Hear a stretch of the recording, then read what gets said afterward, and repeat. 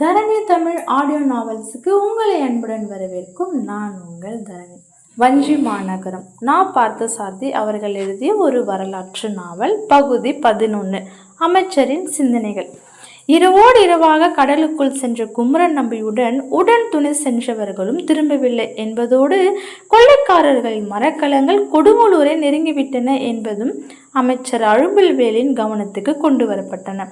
உடனே அவர் அதிக பரபரப்படைந்து விடவில்லை என்றாலும் வேளாவிக்கோ மாளிகையில் ஒரு மந்திர ஆலோசனை நிகழ்த்தினார்.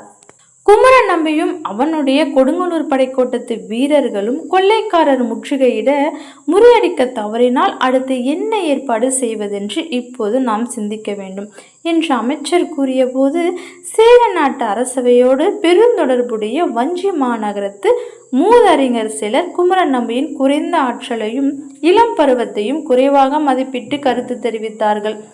முற்றுகையிலிருந்து சேர நாட்டு கடற்கரை நகரங்களை மீட்கும் பொறுப்பை குமரன் நம்பியை போன்ற ஒரு இளைஞனிடம் ஒப்படைத்தது தவறு என்று கூட அவர்கள் சிலர் கருதுவதாக தெரிந்தது. முற்றுகையிலிருந்து சேர நாட்டு கடற்கரை நகரங்களை மீட்கும் பொறுப்பை குமரன் நம்பியை போன்ற ஓர் இளைஞனிடம் ஒப்படைத்தது தவறு என்று கூட அவர்கள் சிலர் கருதுவதாக தெரிந்தது.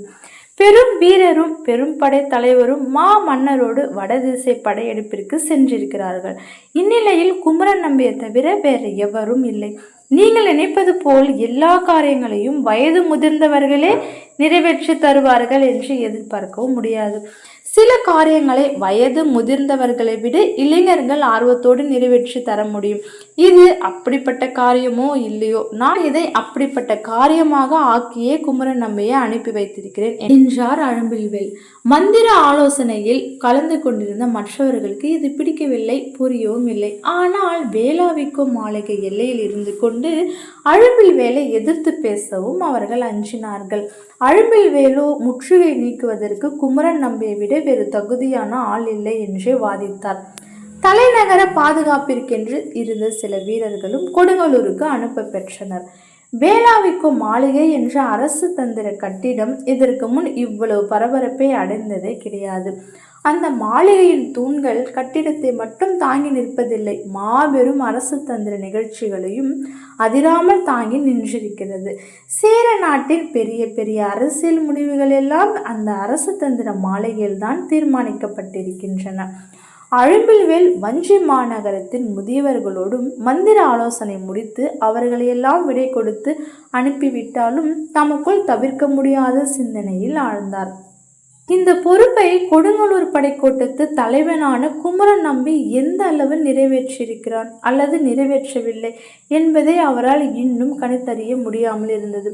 சொந்தமாகவே பரபரப்பு காண்பிக்க ஏற்ற காரணம் தெளிவாகவே கூறப்பட்டிருந்தும் அதை அவன் விரைந்து நிறைவேற்றினானா இல்லையா என்பது தெரியவில்லை.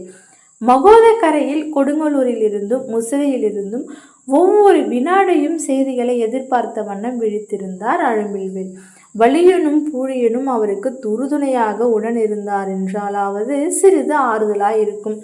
அவர்களையும் குமரனோடு கொடுங்கலூர் அனுப்பியாயிற்று. கொடுங்கலூரிலிருந்து அவர்கள் கடைசியாக அமைச்சர் பெருமானுக்கு அனுப்பிய செய்தி குமரன் முதலில் ஒரு முறை நிலைமை அறிவதற்காக கடலுக்குள் சென்று வந்தது தவிர மீண்டும் சில வீரர்களோடு கடம்பர் மரக்கலங்கள் உள்ள கடற்பகுதிக்கு போயிருக்கிறான். போன இடத்தில் அவனுக்கும் அவனுடன் சென்றவர்களுக்கும் என்ன நேர்ந்ததென்று இதுவரை தெரியவில்லை. ஆனால் ஒரு மாறுதல் மட்டுமே மகோதைக்கரை மக்கள் யாவரும் வெளிப்படையாக காணும்படி நேர்ந்திருக்கிறது. முன்பு கடலில் வெகு தொலைவில் ஒரு தீவின் அருகே நின்றிருந்த கடம்பர் மரக்கலங்கள் இப்போது கொடுங்கலூருக்கும் முசிறிக்கும் மிக மிக அருகே நெருங்கியிருக்கின்றன. இந்த செய்தியை தம்முடைய அந்தரங்க ஊழியர்களாகிய வலியனும் பூழியனும் அனுப்பியிருந்ததனால் ஒரு வார்த்தையும் மிகையாகவோ குறைவாகவோ இருக்கும் என்றும் தோன்றவில்லை. குமரன் தன்னுடன் சென்றவர்களோடு கடம்பர்களிடம் பிடிப்பட்டிருப்பானோ என்ற சந்தேகமும் அவர் மனதில் இருந்தது. தலைநகரத்தில் பேரரசரும் படைத்தலைவரும் பிறரும் உள்ள நேரமாயிருந்தால் அமைச்சர் அழும்பில்வேல் மிக மிக இன்றியமையாத இந்த பாதுகாப்பு ஏற்பாட்டிற்கு இப்படி குமரன் நம்பியை போன்ற ஒரு இளைஞனை நம்பி அனுப்பியிருக்க மாட்டார். ஆனால் யாருமே தலைநகரில் இல்லாத நிலையை எண்ணி இருப்பவர்களை கொண்டு எல்லாவற்றையும் நிறைவேற்ற வேண்டியிருந்தது. எனவேதான் குமரன் நம்பி அந்த பாதுகாப்பில் அவனுடைய சொந்த காதலியே முதலில் பாதிக்கப்பட்டிருப்பதையும் அவன் கவனத்துக்கு கொண்டு வந்து அதன் பின் அவனிடம் அந்த பொறுப்பை ஒப்படைத்து அனுப்பியிருந்தார் அமைச்சர்.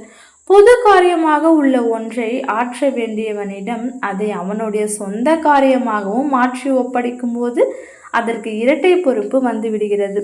குமரன் நம்பியும் அன்று வேளாவிக்கும் மாளிகையில் தன்னை சந்தித்த போது அத்தகைய பொறுப்போடும் உணர்ச்சி வேகத்தோடும் தான் திரும்பி சென்றிருந்தான் என்பதை அனுமானித்திருந்தார் அவர். அந்த அனுமானம் பொய்யாகாதென்றாலும் போர்க்கள சூழ்நிலையில் மனிதர்களை மீறியும் காரியங்கள் நடைபெற முடியும் என்று எண்ண முடிந்தது. குமரனை பற்றிய எந்த செய்தியும் தெரியவில்லை என்று தெரிய வந்ததும் கொள்ளை மரக்கலங்களை வளைத்து பிடித்து தாக்க வேண்டும் என்பதையும் துரத்த வேண்டும் என்பதையும் விட அந்த மரக்கலங்களில் ஏதாவது ஒன்றில் கொடுங்கோளூர் ரத்தின வணிகர் மகள் அமுதவல்லி சிறைப்பட்டிருப்பதாக கருதி அவளை முதலில் மீட்பதே தன் கடமை என்ற எண்ணத்தில் செயல்பட்டு அதன் காரணமாகவே குமரன் அகப்பட்டு கொண்டிருப்பானோ என்றும் உய்த்துணர முடிந்தது அமைச்சரால். ஆனாலும் அவர் அயர்ந்து விடவில்லை. நம்பிக்கையோடு வேளாவிக்கும் மாளிகையில் இருந்த வேறொரு வீரன் மூலம் கொடுங்கலூருக்கு கட்டளைகளை அனுப்பினார். குமரனும் அவனோடு சென்றவர்களும் திரும்பவில்லை என்பதற்காக கலங்க வேண்டாம். எந்த சமயத்தில் மகோதைக்கரையில் எந்த பகுதியிலிருந்து கடம்பர்களின் மரக்கலங்கள் நகரத்தை கொள்ளையிட நெருங்கினாலும் அந்த பகுதியின் கரைப்பகுதியில் எல்லா விதங்களிலும் எதிர்த்து தாக்கவும் தடுக்கவும் ஆயுதமாக இருக்குமாறு செய்திகள் தெரிவிக்கப்பட்டிருந்தன. கொள்ளைக்காரர்கள் மகோதைக்கரை நகரங்களில் ஊடுருவதற்காக காரணமான இடங்களாக பெரும்பாலும் பொன்வானி ஆறு, பேரியாறு போன்ற ஆறுகளில் முகத்துவாரங்களே பயன்படக்கூடுமாதலால் அந்த முகத்துவாரங்களில் காவலையும் கட்டுப்படுத்த திட்டத்தையும் விழிப்பாக செய்யுமாறு தெரிவிக்கப்பட்டிருந்தது.